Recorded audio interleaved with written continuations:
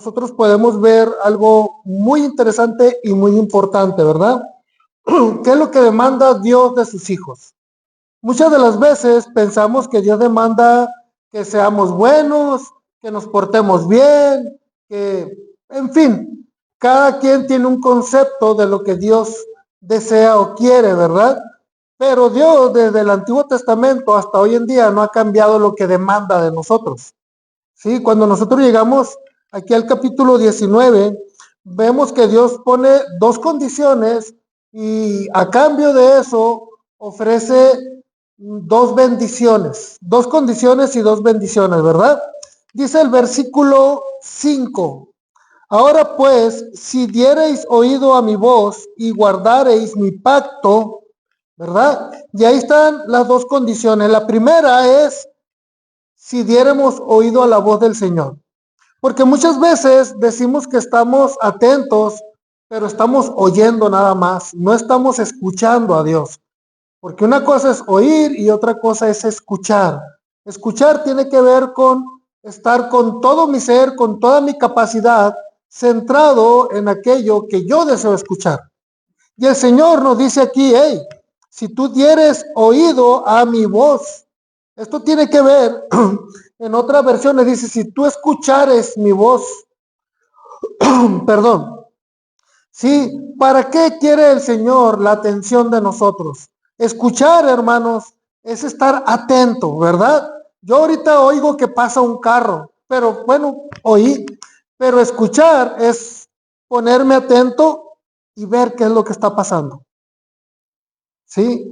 El Señor lo que quiere es que nosotros estemos atentos para escuchar su voz, hermanos. ¿Por qué? Como dice aquí, escuchar es mi voz. ¿Por qué? Porque hay muchas cosas que nos distraen. Hay muchas voces que nos distraen. ¿Como cuáles? La televisión, la radio, las pláticas que no tienen a veces sentido, ¿verdad? Y a veces lo que menos hacemos es poner atención a lo que Dios nos quiere decir. Cada vez que nosotros vamos a la palabra de Dios, cada vez que escuchamos una predicación, entendiendo que necesitamos analizar a los predicadores, hermanos. ¿Sí? Espérenme tantito.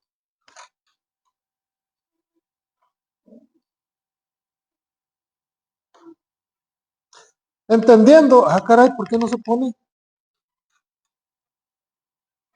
Entendiendo que hay que conocer a los predicadores. ¿Ok?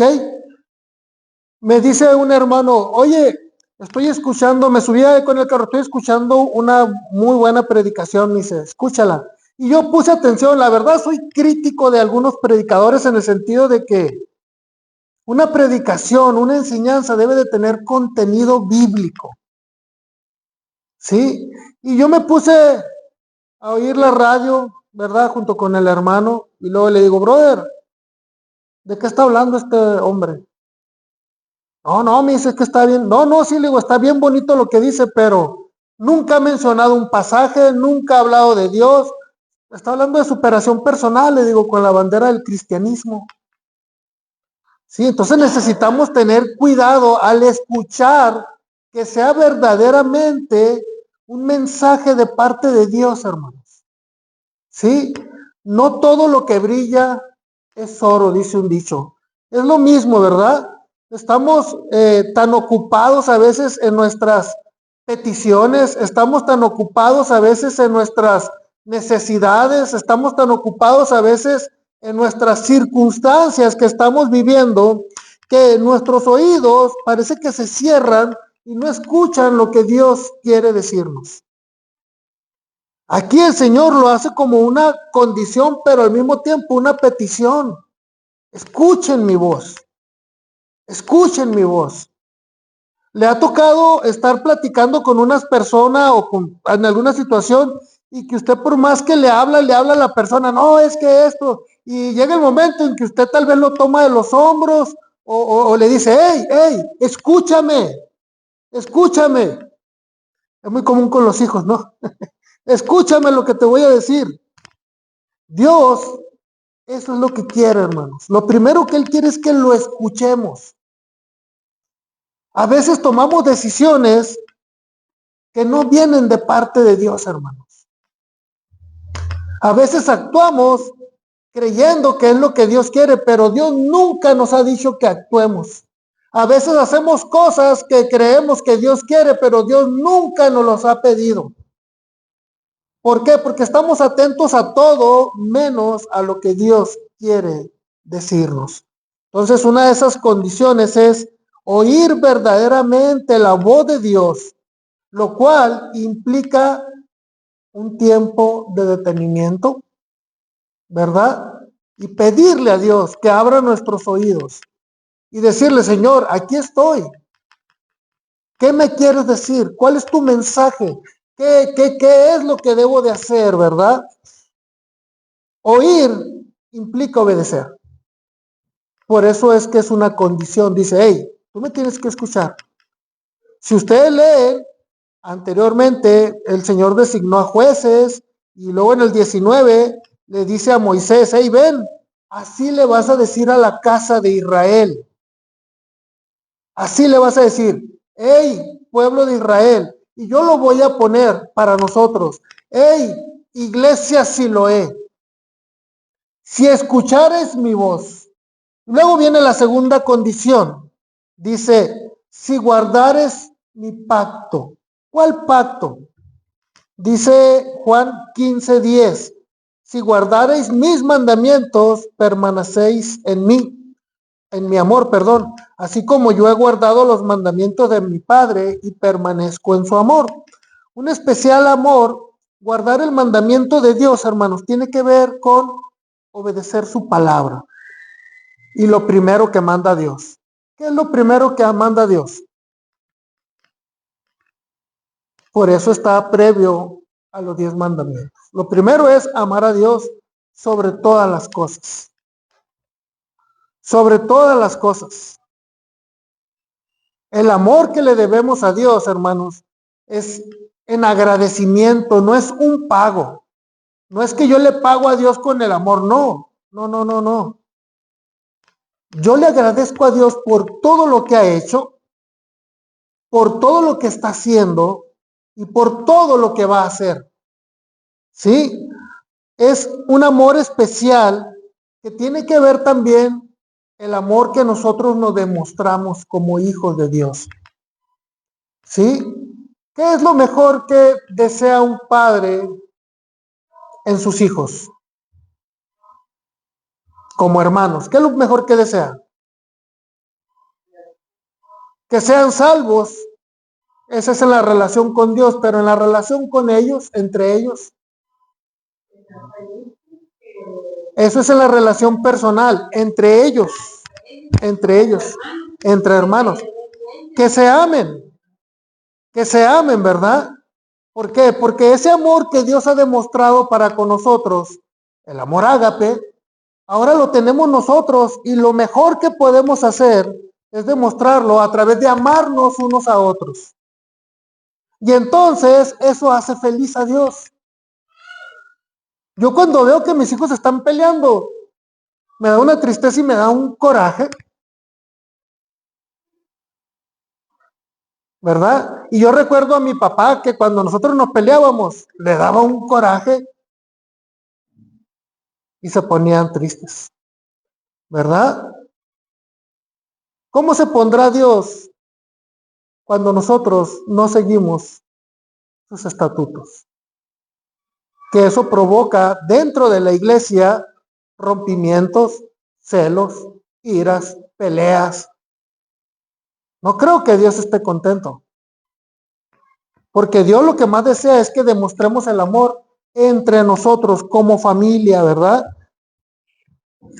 Es interesante, pero para saber cómo amar, para saber cómo amarnos los unos a los otros, necesitamos imitar. ¿A quién? ¿A quién? A Jesús.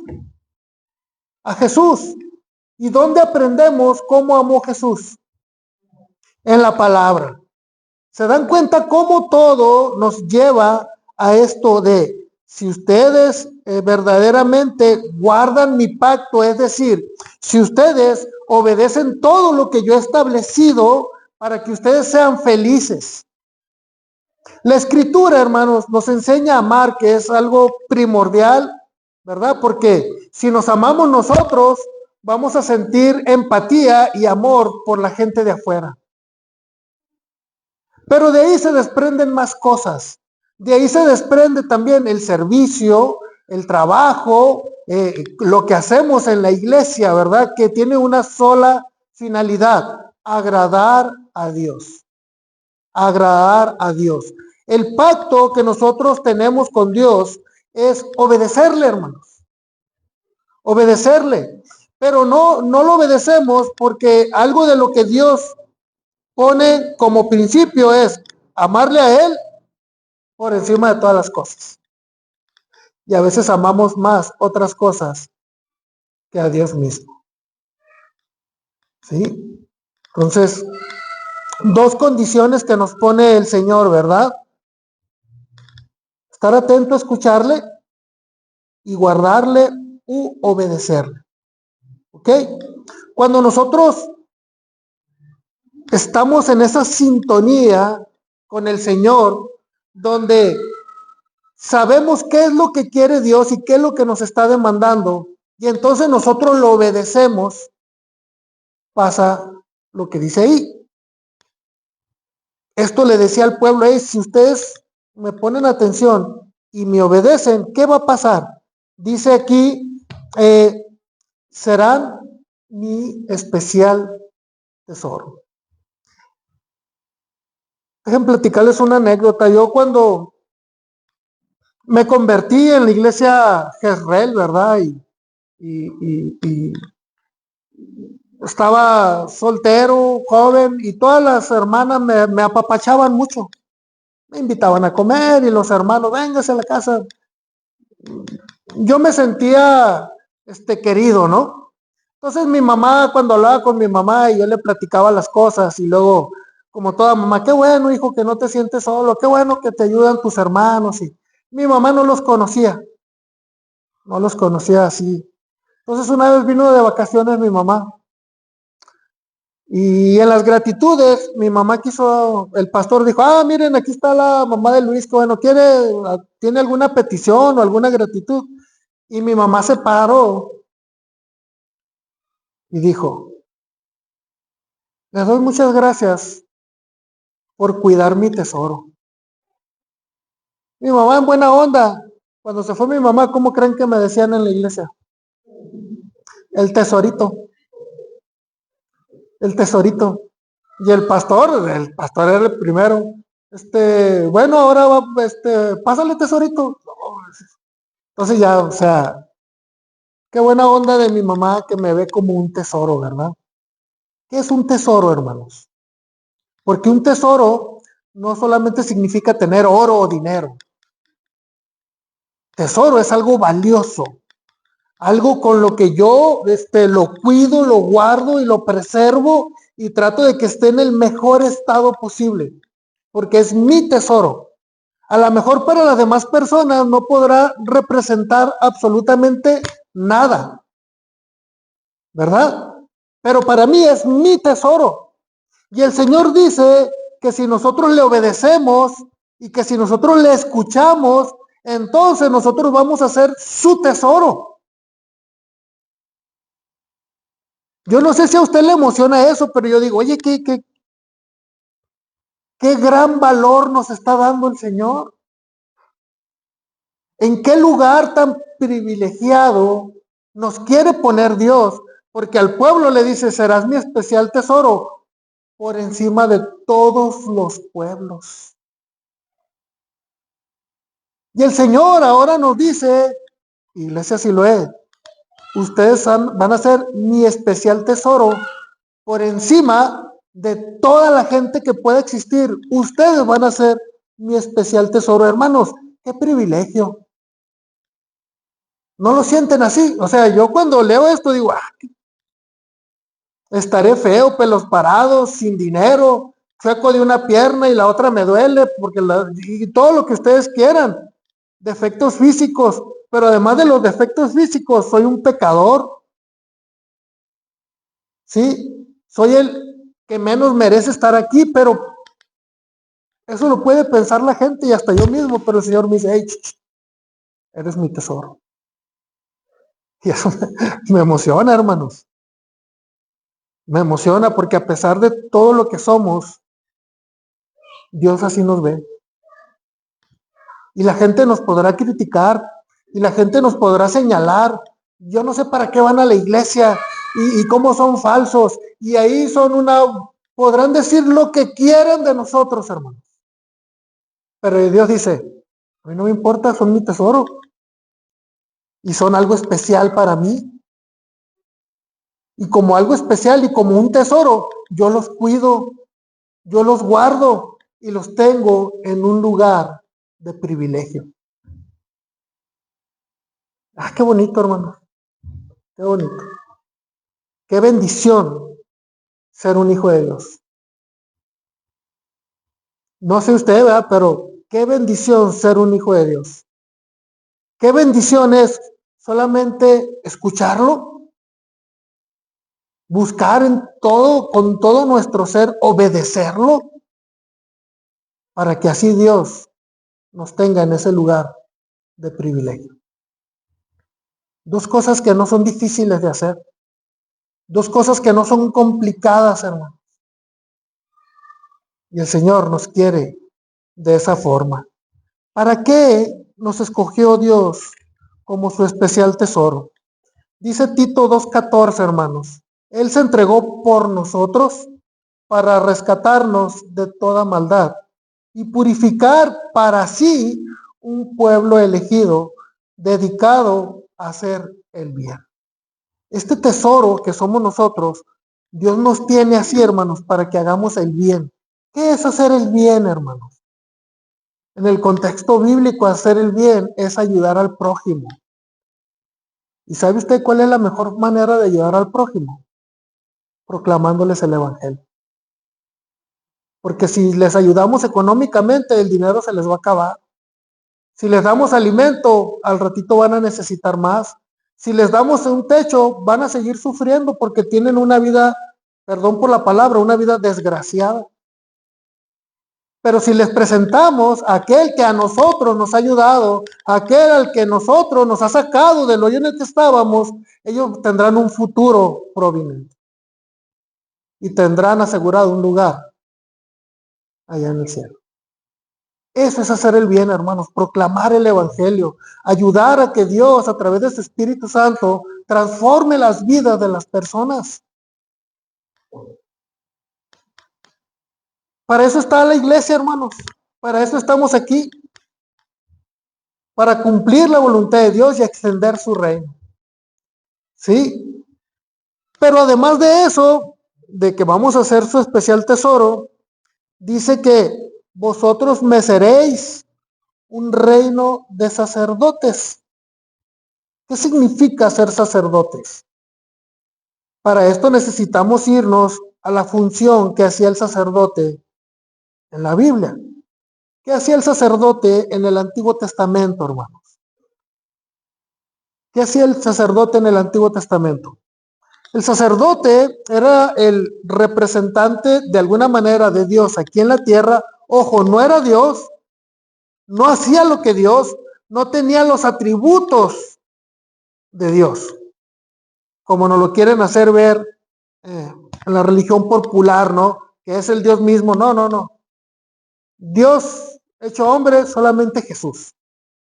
Pero ¿cuál era la función de Dios?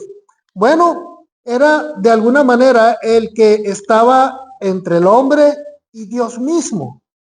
Sí, el sacerdote recibía instrucciones de Dios para dárselas al pueblo y recibía lo que el pueblo necesitaba para presentárselo a Dios, de tal manera que cuando había que hacer un sacrificio, un ritual, el ser humano, el común, llegaba con el sacerdote hacía toda la ceremonia, todo lo simbólico y se lo presentaba a Dios. A eso se le llama ser un intercesor. ¿Ok? El sacerdote intercedía por el pueblo ante Dios. Cuando nosotros nos vamos al Nuevo Testamento y que el Señor nos dice que nosotros somos un real sacerdocio. En 1 Pedro 2:9 dice: mas vosotros sois linaje escogido. Otro privilegio. Somos escogidos. O sea,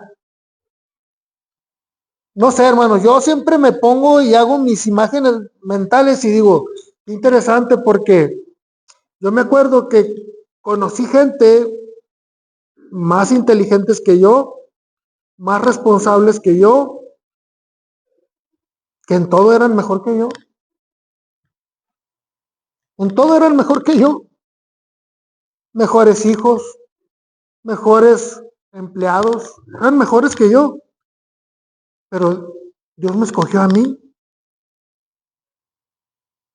Dios me escogió a mí. Y pues es un privilegio, ¿no? Esto es como cuando los del barrio íbamos a jugar béisbol y al más malo, al gordito que no corría, pues nadie lo quería. Porque era muy malo para jugar béisbol y no corría. Pero el buena onda del barrio, que era el capitán de un equipo, lo agarraba. ¿Cómo creen que se sentía ese niño? Hasta brincaba. Y volteaba y veía a los demás como diciendo, ay, me escogieron a mí antes que a los demás. Así debemos de sentirnos, hermanos. Porque el que Dios nos haya escogido es algo muy, muy especial. ¿Sí? Dice, linaje escogido, real sacerdocio, nación santa, pueblo adquirido por Dios. Luego aquí está el propósito: para que anunciéis las virtudes de aquel que os llamó de las tinieblas a su luz. Ser sacerdotes como nación, como iglesia, tiene que ver con ser intercesores. Todos estamos llamados a ser esos sacerdotes, esos que interceden por los demás, ¿verdad? Y principalmente que buscan reconciliar. El Nuevo Testamento también dice que Dios nos ha dado el ministerio de la reconciliación. Esto es que nosotros debemos buscar la forma en que esas personas que están alejadas de Dios, esas personas que reniegan de Dios, esas personas que están peleadas con Dios o enojadas con Dios, se reconcilien con Dios. ¿Sí? Eso es reconciliar. Y ese es uno de nuestros trabajos como sacerdotes. ¿Sí? No sé, si se enoja eh, eh, Julie con la hermana Vero, uno trata de reconciliar, ¿verdad? Julie, pues mira, es que la hermana Vero, pues es que llegó cansada, venía del trabajo, tienes que entenderlo, tú también. Y luego vamos con la hermana Vero, y hermana Vero, pues es que está joven, todavía le falta aprender, mire, reconciliamos. El sacerdote reconciliaba al pueblo con Dios también. Y ahora tenemos ese gran trabajo, ¿verdad? Nosotros para eso fuimos llamados y escogidos, no para ostentar una denominación o desacreditar a otro o sentirnos que somos los mejores. Fuimos llamados para mostrar las virtudes de Cristo a través de nuestras vidas. Es nuestra responsabilidad, ¿verdad? Es una forma de corresponder a lo que Dios hizo por nosotros. Además, estamos aquí, hermanos, para servir a Dios. Es una de también principales funciones del sacerdote, ¿verdad? Dice, al que ha hecho de nosotros un reino, sacerdotes al servicio de Dios su Padre. Apocalipsis capítulo 1, versículo 6. Más de un versículo nos dice que somos sacerdotes servidores. Pero también dice, versículo 6, vosotros me seréis un reino de sacerdotes y, ¿qué dice ahí? Gente santa. Gente santa. Qué difícil a veces vivir en santidad, hermano. A veces es difícil vivir en santidad. Hay muchas cosas allá afuera que tratan de desviarnos de lo que Dios demanda de nosotros. ¿Sí? El pecado nos acecha, hermano. Y Satanás anda como león rugiente, buscando a quien de nosotros hacernos caer. Y déjeme decirle, no se trata de hacerle daño a usted. No se trata de hacerle daño a usted. Se trata de hacerle daño a Dios, a nuestro Padre. Yo sé que como papás nos podrán decir lo que quiera, pero nos ofenden a nuestros hijos. Y ahí sí, brincamos. A nosotros nos podrán golpear y hacer lo que sea, pero cuando vemos que uno de nuestros hijos falla o se equivoca o está sufriendo, nosotros sufrimos el doble. Los que no tienen hijos lo van a comprobar cuando Dios les permita tener hijos. Por eso Dios demanda santidad, hermano. Santidad. Santidad tiene que ver con tener una convicción firme de vivir conforme a como Dios desea que vivamos. La santidad implica una lucha no solamente encarnizada en lo físico, porque tenemos deseos carnales, sino también una lucha espiritual, hermanos. Una lucha espiritual de estar bien firme en que Dios desea que yo haga esto y yo me mantengo. Y yo me mantengo. Vivir en santidad implica tener una estrecha relación con Dios, pero también con la iglesia, hermanos. Porque la iglesia es la que me alimenta, porque la iglesia es la que, si es necesario, me va a sostener espiritualmente, ¿sí? Y la iglesia es la que me edifica. Eso tiene que ver con santidad, es estar en unidad. Esta unidad y dependencia hace a la iglesia ser más fuerte y tener gran poder para influir en otros. Nación santa de conducta intachable, de una vida recta y decorosa, propia de aquellos que viven en santidad y que con su vida muestran la gloria de Dios. Cada acto de nosotros, hermanos, en lo individual, y cada acto de la iglesia, porque habla de nación, de un grupo, ¿verdad? Debe ser un medio para transmitir en aquel que hemos creído. ¿Sí? Debe de transmitir un esfuerzo por cumplir como Dios cumplió con nosotros. Dice Hebreos 12:1, por tanto, también nosotros, que estamos rodeados de una multitud tan grande de testigos, despojémonos del peso que nos estorba, en especial del pecado que nos asedia, y corramos con perseverancia la carrera que tenemos por delante. La santidad, hermanos, se logra a través de ir avanzando en la vida cristiana. Se logra a través de ir superando todos aquellos obstáculos que tratan de que mi vida agrade a Dios. Por eso el pasaje dice con perseverancia, perseverar, constantes, luchando, enfrentando, derrumbando, pero no dejo de avanzar. Solamente así se logra la santidad. Recapitulando todo esto que hemos dicho, en ocasiones guarde silencio. Dejemos de quejarnos, dejemos de pedir. Y entremos en una comunión profunda con Dios y abramos nuestros oídos más que nuestra boca. Y así, en ese momento de quietud, de silencio, tal vez podamos escuchar claramente la voz del Señor.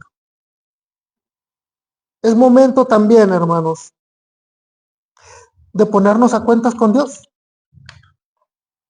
Si no hemos sido los hijos que Él espera, como dice aquí, no hemos guardado, no hemos obedecido, pues es momento de ponerse a cuentas con el Señor.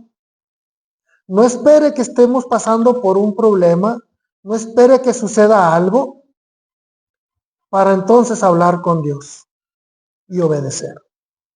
O creo que hoy o ayer, no recuerdo, la hermana, si no me equivoco, la hermana Fabi dijo, sí fue ayer, me platicó que se estaba ahogando. Y dijo, pues ya, dice, ya en un momento me puse a orar. Me puse a orar, dice, pasó algo y ya salió, se compuso, ¿verdad? Pero hermano, no esperemos, voy a tomar lo que dijo la hermana, no esperemos a estarnos ahogando para pedir ayuda al Señor.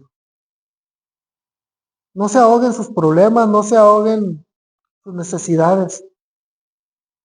Obedezca a Dios a pesar de eso,